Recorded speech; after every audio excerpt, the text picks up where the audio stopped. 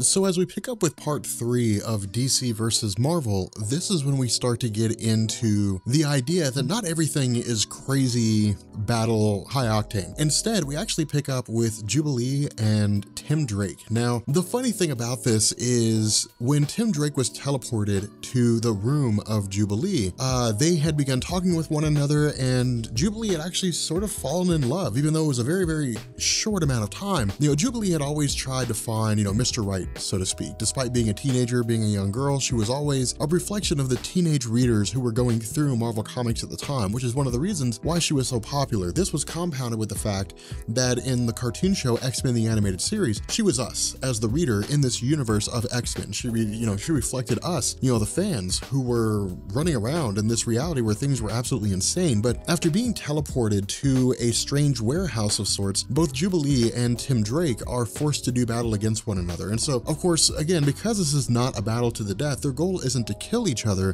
Their goal is to just defeat one another. And so this is basically what happens while they're going through. Jubilee's using her little fireworks and so on and so forth. But with Tim Drake, he's received such prodigious training from Batman that he knows how to evade individuals who do have powers. And this is what he does. He starts dodging Jubilee. He basically avoids her eye contact and he runs away. And her initial thought is simply trying to locate him, but it's difficult to do because he keeps hiding in the shadows. Now, eventually, she stumbles upon his cape, but when she goes to it, she realizes it's a trap, and Tim Drake comes up behind her, throws his lasso around her, and basically ensnares her. And so again, this is a little bit of romance here. This is just a little bit of showing us that things aren't terrible, that sometimes, good things come out of situations like this. And so while the two share a little bit of romantic banter between themselves, and, of course, while Tim Drake goes to let her go, we end up transitioning to space, and we pick up with Kyle Rayner, the Green Lantern, and Silver Surfer. Now, for those of you guys who are current Green Lantern readers,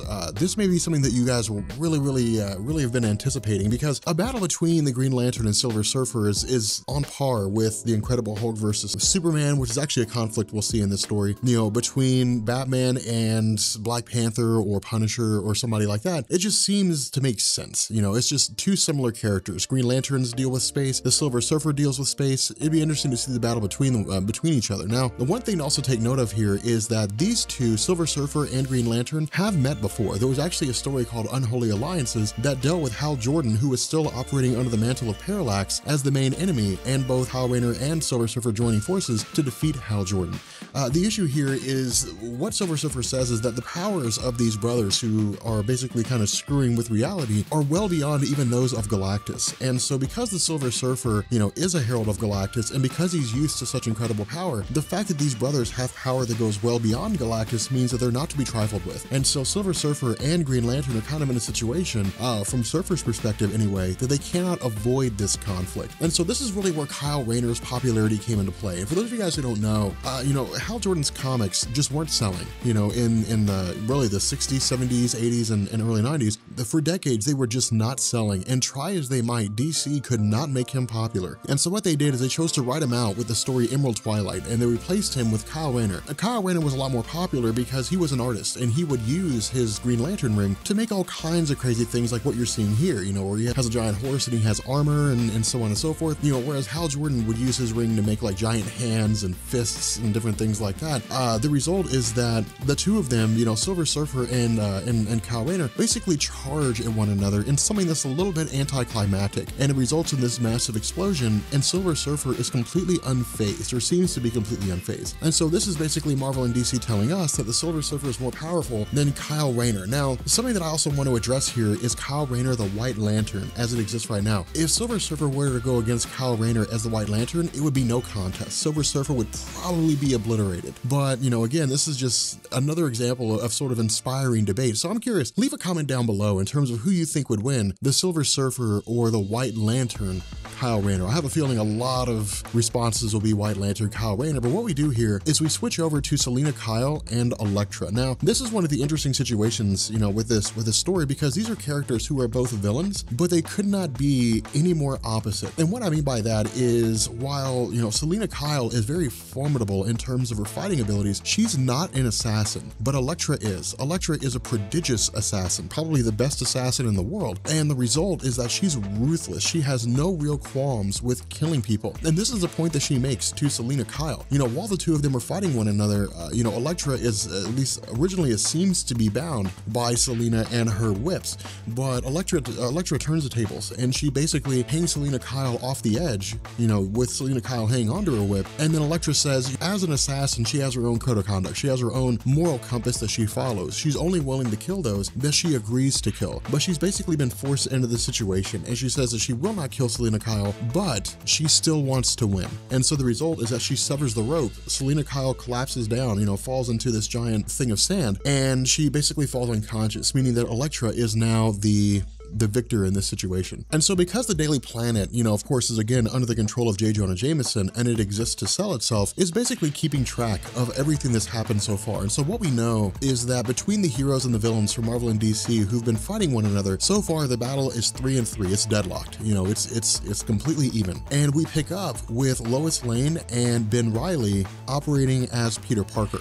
And what happens here is actually kind of funny. You know, Ben Reilly had previously rescued, you know, Lois Lane from the clutches of the Scarecrow, you know, and had kind of become smitten with her, you know, had sort of developed an attraction towards her. And he actually hits on her. He actually asks her, you know, if she wants to go get dinner sometime, and she says that she's engaged. And then of course, Superman immediately pops up. You know, Clark Kent shows up and said that he's the one that she's engaged to. And Ben Reilly just kind of takes off. You know, he's extremely embarrassed about the situation. You know, he's extremely embarrassed about what it was that happened. But what we also do is we switch back to the character of Access. Now, I know we haven't had a lot of explanation on him, and there's a reason for that. You know, the reason is I actually wanted to wait until this video to do that. What we're told is that, you know, Access is yet another in a long line of gatekeepers, is the best way to explain it. You know, in this story, what Marvel and DC establish is that there is effectively kind of like a barrier, a dimensional wall between the Marvel and the DC universes. And the role of, you know, this kid Axel, who's going by the name Access, and those that came before him, specifically the homeless man who's basically his mentor, has been to always be the gatekeeper, to always ensure that these universes never crossed over. And that's one of the reasons why characters cross over occasionally, because sometimes, you know, it would happen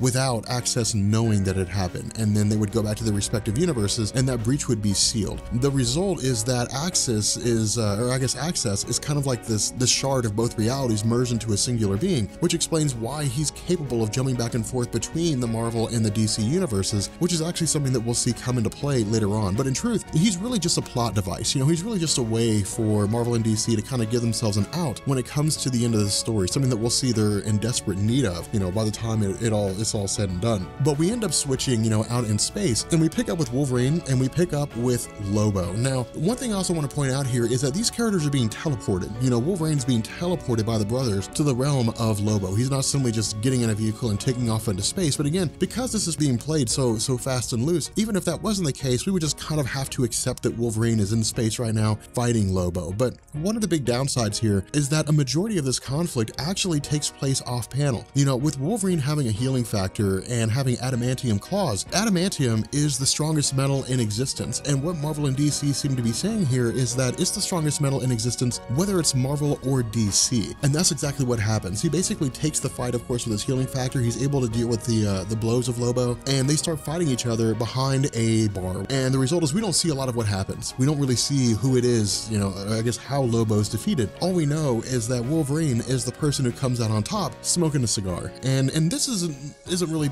designed to be a serious thing, because of the fact that Wolverine was so over the top and crazy in terms of his character development. DC responded by creating Lobo, who was designed to be over the top and crazy, designed to be a parody basically of Wolverine. And so this is just kind of really designed to be a comedic thing. You know, to be honest, it's designed to show just two ridiculously over the top characters fighting against one another. But at this point, we jump back to Wonder Woman. And again, in the last video, we had talked about how Wonder Woman had discovered the hammer of Thor, and she succeeded in picking it up. And when she did, it made her, you know, Wonder Woman with all the powers of Thor. It changed her outfit, the whole 9 yards. But for her, because she's going to be fighting Storm, and because Wonder Woman is a woman of honor, having the hammer would destroy any chance that Storm has of being successful. And so Wonder Woman actually drops it. She abandons the power of Thor and just decides to fight, you know, Storm one-on-one, mano a mano. The problem with this is that despite her vaunted strength, despite her, her ability to fly and so on and so forth, Storm controls the elements. And that's the one thing that Wonder Woman seems powerless against. And that's exactly what happens.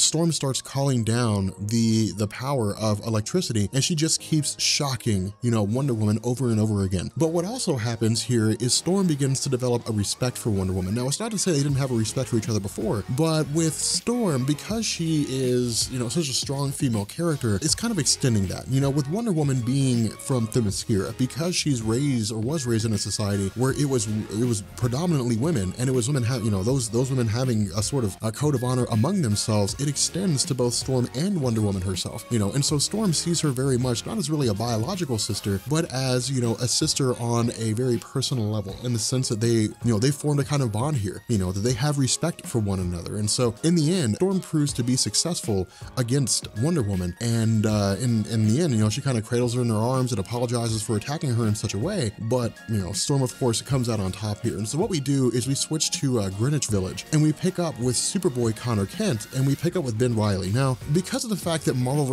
DC versus Marvel was a story that those who wouldn't normally read comics went and got, for people who were getting into the story at the time, there was some explanation on who these characters were. Connor Kent was one in particular, because a lot of fans who weren't reading, comics after the death of Superman, didn't really know who Connor Kent was. They saw him as Superboy, but they didn't know anything beyond that. And so this is what's kind of given to us. Ben Reilly asked the question, who are you? What is it that you're capable of? And, Connor Kent says that he's basically a clone of Superman. He emerged after Superman supposedly died. And, and even then, it kind of takes Ben Reilly by surprise. He's like, really? Yeah, a clone? And it's kind of a funny situation, but again, it's just designed to sort of refresh those of us who wouldn't have known about Connor Kent. And so while the two are going against one another, because of the fact that Ben Reilly has all the same powers as Spider-Man Peter Parker, he's able to easily evade, the attacks of Superboy. Superboy is fast, he's very powerful, but Ben Reilly has the proportional strength of a spider. And so the result is that while the match seems even between the two,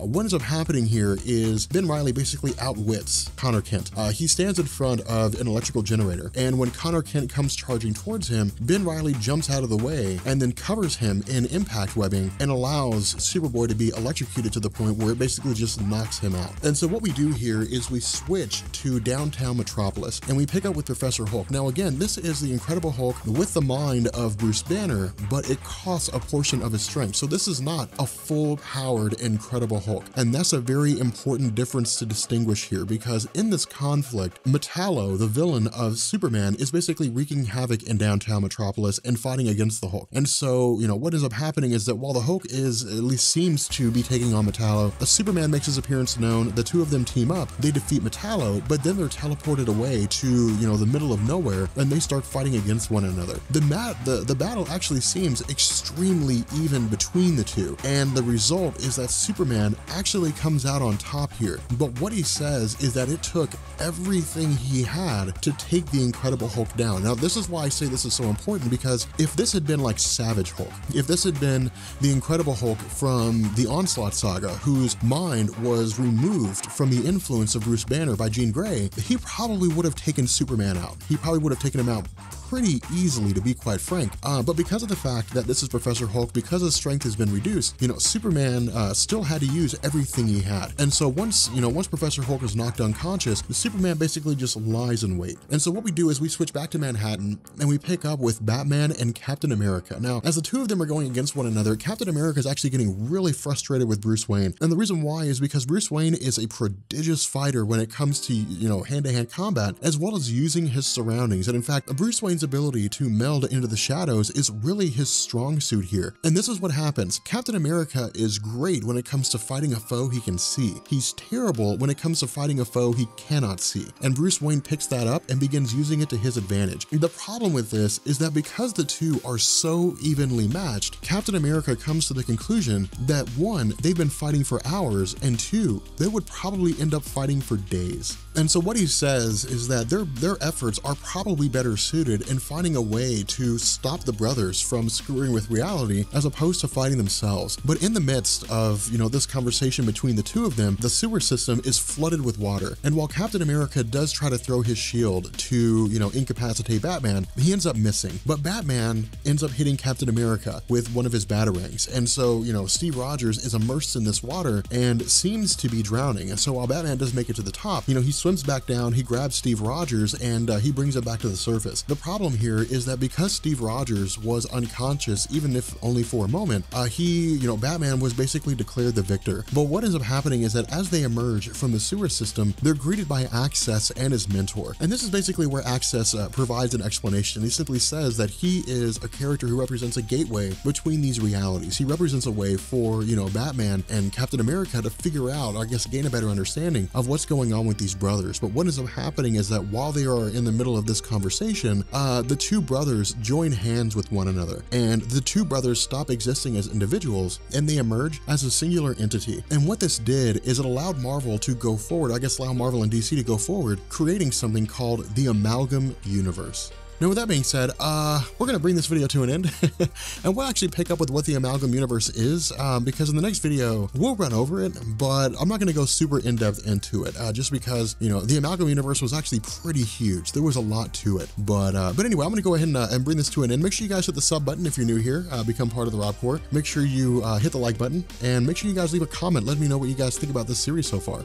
And yeah, I will catch you all later. Peace.